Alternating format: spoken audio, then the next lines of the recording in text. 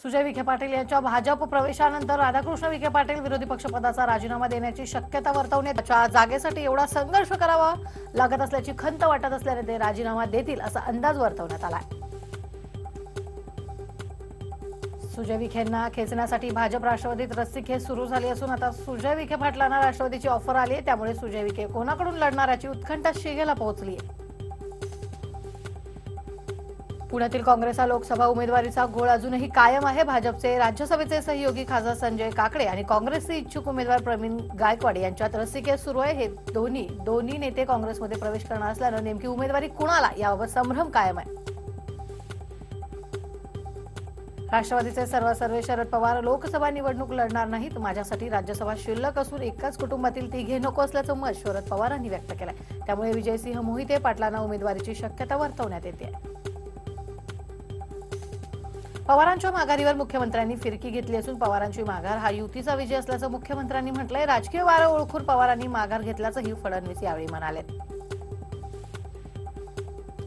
पंतप्रधान होणार नाही याची खात्री झाल्यानेच शरद पवार यांनी निवडणुकीतून माघार घेतल्याचा टोला केंद्रीय मंत्री रामदास आठवले यांनी लगावला। सेना भाजपवाले मला विसरले काय असा सवालही त्यांनी यावेळी केला। काल कोल्हापुरात बोलताना त्यांनी वक्तव्य केलं।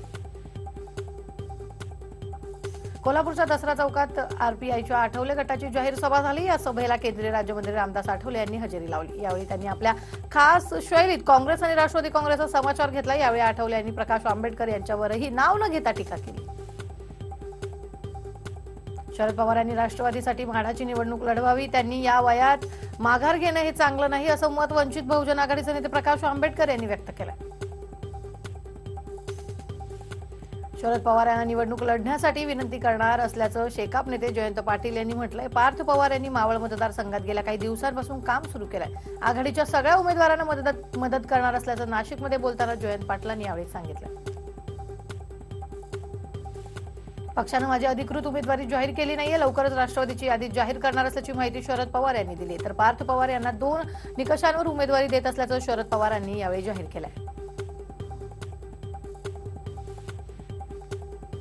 मनसेचे एकमेव आमदार शरद सोनवणे यांची शिवसेनेत घरवापसी झाली आहे। उद्धव ठाकरे यांनी शिवसेना भवनात शरद सोनवणे यांना पक्षात प्रवेश देण्यात आला।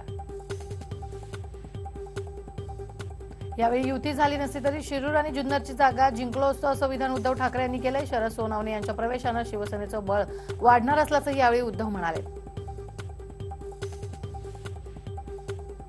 शरद सोनवणे मनसेत कधी मनाने नव्हतेच, त्यामुळे ते आले काय आणि गेले काय आम्हाला फरक पडणार नाही असं मनसेच्या संदीप देशपांडेंनी यावेळी म्हटलंय।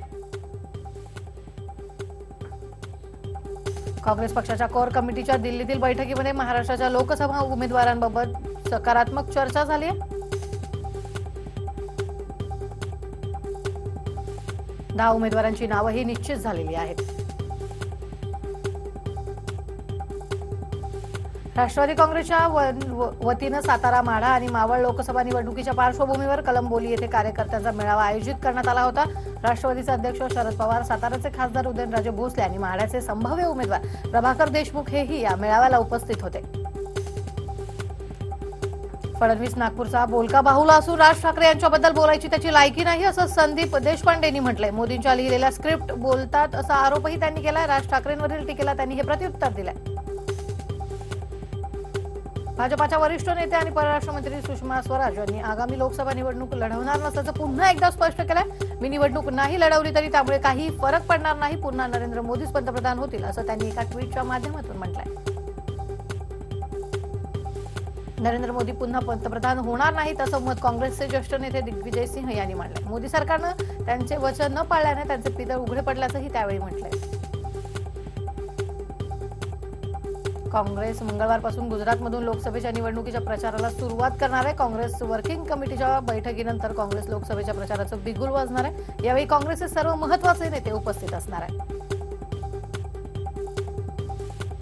तुम्हाला गांधींचा भारत हवाय की गोडसेंचा हे आता लोकांनीच ठरवलं पाहिजे असा सवाल काँग्रेस अध्यक्ष राहुल गांधी यांनी केला। या माध्यमातून त्यांनी भाजप आणि राष्ट्रीय स्वयंसेवक संघावर जोरदार हल्ला चढवला। तसंच लोकसभा निवडणुकीनंतर देशात काँग्रेसची सत्ता येणार असल्याचा विश्वासही त्यांनी यावेळी व्यक्त केला।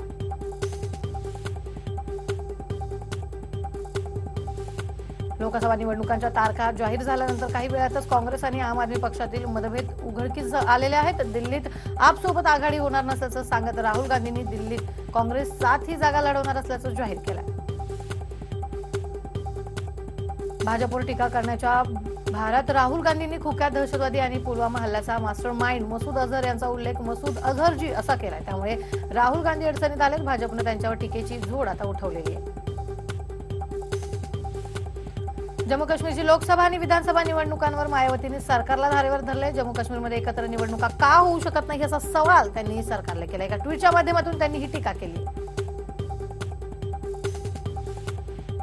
आम्ही एक जागा मागत आहोत, भिवंडी, दक्षिण मुंबई यापैकी एक जागा आम्हाला हवी आहे. यापैकी एक जागा दिली तर आघाडीसोबत जाणार अन्यथा एकटं लढणार असल्याचं अबू आझमी यांनी यावेळी म्हटलं. स्वाभिमानी शेतकरी संघटनेची आज पुण्यात जागा वाटपासंदर्भात महत्वपूर्ण बैठक होत असून उद्यापर्यंत कुठलाही निर्णय न झाल्यास आमचा उमेदवार जाहीर करणार असल्याचा इशारा राजू शेट्टीने आघाडीला दिला. यामुळे आघाडीत बिघाडी होते की काय याबाबत आता चर्चा जोरात सुरू आहे. कॅबिनेट मंत्री महादेव जानकर राजीनामा देण्याच्या तयारीत असल्याची माहिती मिळते. मुंबईतील महत्वाची बैठक सोडून जानकर गायब झाल्यानं चर्चांना उधाण आलंय. जानकर नेमके बैठक सोडून का गेले हे अजूनही समजलेलं नाही. मला फक्त समुद्राची लाट माहिती आहे, मोदी लाट वगैरे मला माहित नाही असा टोला खासदार उदयनराजे यांनी मोदींना लगावलाय. तसंच शिवेंद्रराजे यांच्याशी वाद नव्हताच असंही त्यांनी यावेळी म्हटलंय. आघाडी होण्याची शक्यता नाहीशी झाल्यानंतर प्रकाश आंबेडकरांनी लोकसभा निवडणूक लढवणार असल्याचं जाहीर केलंय. त्यामुळे वंचित आघाडीच्या कार्यकर्त्यांनी सोलापुरात एकच जल्लोष साजरा केला. शिवबंधन तोडून हाताला घड्याळ बांधल्यानंतर राजकीय पटलावर चर्चेत आलेल्या अभिनेते डॉक्टर अमोल कोल्हे यांनी येत्या काही काळासाठी मालिका विश्वातून विश्रांतीची घोषणा करत लोकसभा निवडणुकीतील उमेदवारीचे स्पष्ट संकेत दिलेत. मालेगावमध्ये सयाजीरत्न पुरस्काराने सन्मानित झाल्यानंतर सत्काराला उत्तर देताना त्यांनी उपरोक्त घोषणा केली. लोकसभा निवडणुकांमुळे चार्टर्ड अकाउंटंटची परीक्षा पुढे ढकलण्यात आली आहे. आयसीआयनं आज याची माहिती दिली. 2 ते 17 मे दरम्यान चार्टर्ड अकाउंटंट परीक्षेच्या तारखा जाहीर करण्यात आल्या होत्या. पण याच काळात म्हणजे एप्रिल आणि मे दरम्यान देशात लोकसभेच्या निवडणुका होणार आहेत. लोकसभा निवडणुकांची घोषणा निवडणूक आयोगाकडून करण्यात आली आहे. त्यानंतर क्रिकेटपटू ऋषभ पंत आणि टेबल टेनिस खेळाडू मनिका बत्रा हे दोघं निवडणुकांविषयी जनजागृती करणार असल्याचं जाहीर केलंय. ऋषभ आणि मनिका आता मतदानाचं महत्त्व पटवून देताना दिसणार आहेत. रमजानमध्ये लोकसभा निवडणुकीसाठी मतदान घेण्याच्या निर्णयाला अनेक पक्षांनी विरोध केला. त्या पार्श्वभूमीवर निवडणूक आयोगाने रमजानच्या काळात कोणत्याच सणाच्या दिवशी किंवा शुक्रवारी मतदान होणार नाही असं सांगितलंय. तर रमजानच्या पूर्ण महिन्यात निवडणूक रद्द करणं शक्य नसल्याचंही आयोगानं स्पष्ट केलंय. लोकसभा निवडणुकांमुळे मुंबई विद्यापीठाच्या परीक्षा ढकलण्यात आल्यात. कला आणि वाणिज्य शाखेच्या परीक्षा पुढे ढकलण्याचा निर्णय घेण्यात आलाय. समझोता एक्सप्रेस बॉम्बस्फोटाप्रकरणी हरियाणाच्या पंचकुला न्यायालयानं आपला निर्णय राखून ठेवलाय. दरम्यान 14 मार्च रोजी या निर्णयावर सुनावणी होईल. 14 मार्च होणाऱ्या या निर्णयाकडे सर्वांचं लक्ष लागलंय. पाकिस्तानवरचा एअर स्ट्राईक हा फक्त निवडणूक स्टंट असल्याचं जम्मू काश्मीरचे माजी मुख्यमंत्री फारुख अब्दुल्ला यांनी म्हटलंय. या एअर स्ट्राईकमध्ये काश्मीरचं नुकसान झाल्याचंही ते यावेळी म्हणालेले आहेत. दुखापतीनंतर रुग्णालयात पोहोचण्यास उशीर झाल्यानं अनेक जवानांचे प्राण जातात. ते लक्षात घेऊन डीआरडीओ कॉम्बॅक्ट कॅज्युअलिटी ड्रग्स निर्माण केले आहेत. हे औषध दिल्यानंतर जखमी जवानालाही बराच काळापर्यंत आराम मिळणार आहे. कराड तालुक्यातील शेनोली इथे गोळीबार करत भरदिवसा महाराष्ट्र बँकेवर दरोडा घालण्यात आलाय. 22 लाख रुपये आणि 10 तोळे सोनं दरोडेखोरांनी लुटलंय. या घटनेनं सातारा जिल्ह्यात खळबळ उडाली आहे. चंद्रपूर शहरातील रामनगर भागात 2 तृतीयपंथीच्या गटात जोरदार हाणामारी झालेली आहे. एका घरी शुभकार्याच्या बिदागीवरून वाद पेटला. या घटनेत 4 जण जखमी झाले. दोन्ही गटांनी एकमेकांच्या विरोधात पोलिसात तक्रारी दाखल केलेल्या आहेत. चंद्रपूर जिल्ह्यात दारूबंदी असताना पोलिसांची नजर चुकवून दारू विक्रेत्यानं नवी शक्कल लढवत दारू विक्री चालूच ठेवली होती. स्टीलच्या भांड्यातून दारू विक्री करणाऱ्या दोघांना पोलिसांनी अटक केली. यांच्याकडून 90,000चा मुद्देमाल जप्त करण्यात आला. लोणार तालुक्यातील पिंपळखुटा गावात 2 घरांना लागलेल्या आगीत 2 चिमुकल्यांचा दुर्दैवी अंत झालाय. घरातील गॅसचा स्फोट झाल्यानं ही दुर्दैवी घटना घडल्याचा प्राथमिक अंदाज वर्तवण्यात आलाय. आई शेतात मजुरीला गेल्यानंतर हा प्रकार घडला. या आगीत घरातील सर्व वस्तूही जळून खाक झाल्या. जम्मू काश्मीरमधील डोडो येथे बर्फवृष्टी झालेली आहे, त्यामुळे वातावरण अतिशय आल्हाददायक वातावरण इथं तयार झालं। डोंगराळ भागात बर्फवृष्टी तर मैदानी भागात पावसानं हजेरी लावली, त्यामुळे एकाच वेळी पाऊस आणि बर्फवृष्टीचा आनंद पर्यटकांनी घेतलेला आहे।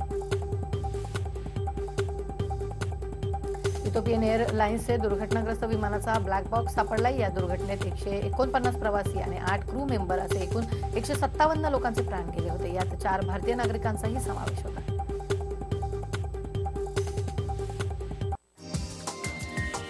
हा व्हिडिओ तुम्हाला आवडला असेल तर असे आणखी व्हिडिओ पाहण्यासाठी TV9चं YouTube चॅनल सबस्क्राइब करा, बेल बटन दाबा। ताज्या घडामोडींसाठी लॉग ऑन करा tv9marathi.com।